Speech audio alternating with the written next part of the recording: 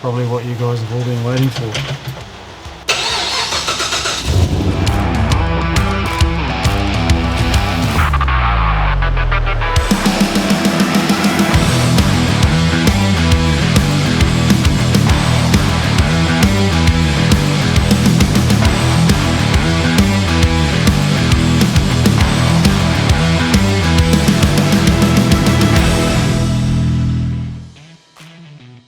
So the whole point of this series was I wanted to build a truck, a new brand truck for into Overland, a hero truck, you may say. I kept on going back to needing it to be timeless, because if I bought something brand new, just in a few years' time, I'd want to replace it. So I kind of wanted to build something that I'd keep forever. So the idea was, shit, we need something for field days. We had 10 weeks to get it done, and in my experience, if you don't put some sort of ridiculous time frame against something, you actually never get it. You'll never get it done, you know?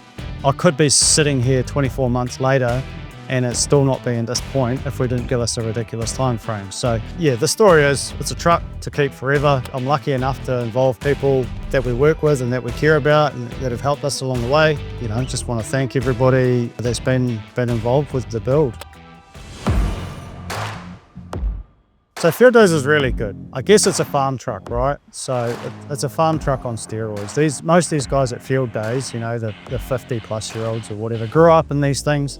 Some of them had 3 of them at home or whatever, and we're rebuilding one of them. Just the feedback was amazing. Like, I just couldn't get over how immaculate it was. You know, every single one of them is just saying it's just the best 45 I've ever seen. So feedback at Fieldays was really good. There was a whole lot of people that sort of didn't really know their stuff that walked up to it thinking it was the new Toyota Land Cruiser, the 2025 version of the Toyota Land Cruiser Ute. So yeah, pretty cool. It generated a lot of interest. Not the right interest, but we're not trying to sell 45 series Land Cruisers. This is who we are. This is what we do. We're basically cut from the same cloth as our customers, right? So it's a promotional truck at the end of the day. And I'm just lucky enough to drive it, that's all. There's a few offers thrown around on the table. One of them was a blank check, which I turned down, but yeah, quite surprising for people to be serious to throw a blank check on the table to take it away. So that's pretty cool, I guess.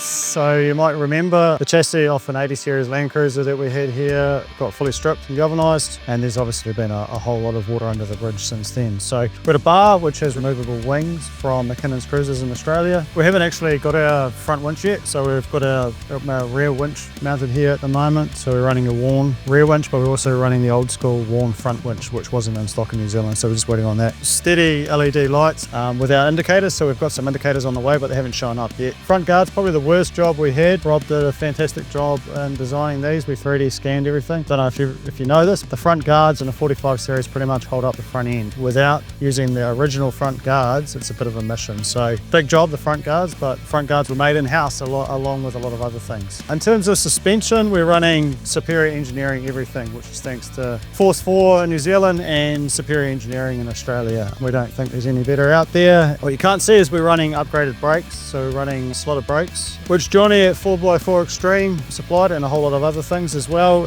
including the Method race wheels. Of course, we got the Maxxis 37 MTs from Maxxis.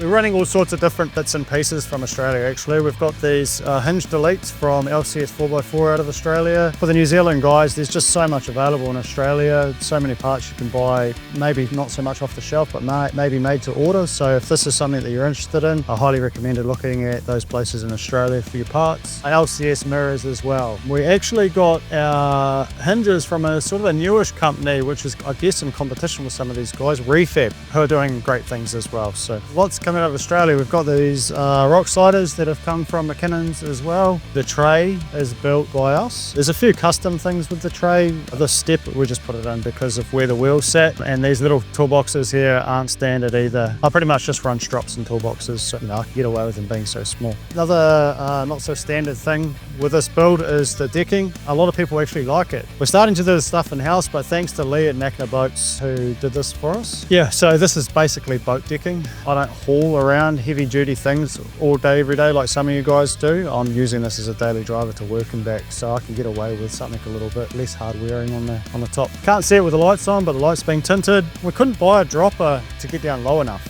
just with the bumper height with an 80 series chassis and what's meant to be a 4-inch lift, which is more like a 6 or 7-inch lift in an 80 series, we had to drop it about 500 mils. So designed that in-house, made that in-house. Same goes with the weld-in rear cross member / tow bar mount that we put in here that we saw Josh weld in earlier in the series. Obviously trays is what we do. This box is a little bit smaller than the other side. We've got a fuel filler in here. You can't see it, but there's a custom made fuel, 120 litre fuel tank. We're running petrol, obviously pretty thirsty petrol, so I don't get so many Ks out of our tank. So 120 litre tank under here that is made in-house. Obviously exhaust I missed on the other side, but Josh at Smitty Fab did a whole lot of stuff on this truck, pretty much most of Fab, and the exhaust was part of what Josh did. So we actually run out of room to put in the mufflers that we needed for the exhaust. So I wanted it to be quiet. I didn't want to annoy my neighbours in the morning every time I start it up. So what we've done is we're two down the sides and then we cross it back over to get an extra muffler in just to quieten it down. That there is actually coming out of the driver's side of the engine. The guys that worked on the cab did an amazing job of the panel and paint. I personally wanted black and grey, so I think those two colours, I quite like them together, and it's still running all the original glass, original roof. This particular truck has only the steel base, everything else is pretty much fiberglass, just because, well, to be honest, that's the way we bought it, but I live at the beach, so you know what a 1978 vehicle is like, so it's just going to rust to pieces. It's not a complete showstopper under the bonnet yet. We're actually lacking a little bit of horsepower, which is quite surprising. So we're running LS2.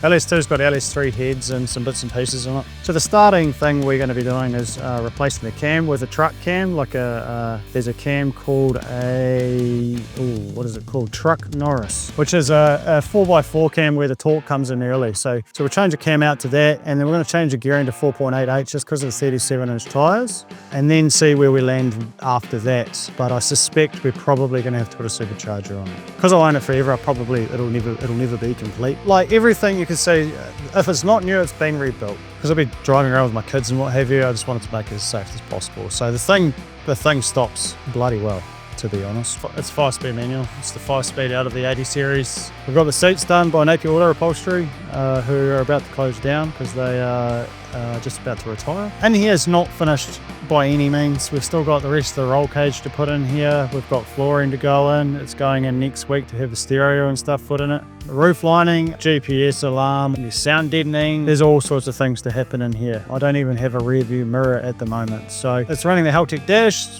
Haltech switch panel. I had to have the ability to take 2 kids with me just because often I'm picking up 2 kids.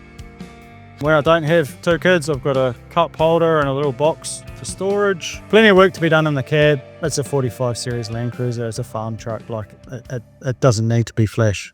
If I was to do it differently, I would definitely do it differently. You know, you can imagine trying to do something in 10 weeks like this. You end up making some silly decisions and things cost you more than, you know, if you had some time to find the right price for something. So it would be just to take some more time, but then do you end up getting it finished in time if you don't have a timeline like that? For example, I bought this truck, which really annoys me. It was like, you know, a really expensive 45 series truck because I thought we were getting an absolutely mint cab out of it, and it got down here and we started pulling it apart and the whole thing's pretty much had to be rebuilt, you know? So that was a whole lot of waste of money. And, you know, we wasted some time at the start there with an older cab that was just too far gone. So it would just be to take some more time, save some more cost. That would pretty much be it. I'd still run everything that I've run. The stuff we made in-house, absolutely perfect. Everything's absolutely perfect. It's probably what you guys have all been waiting for.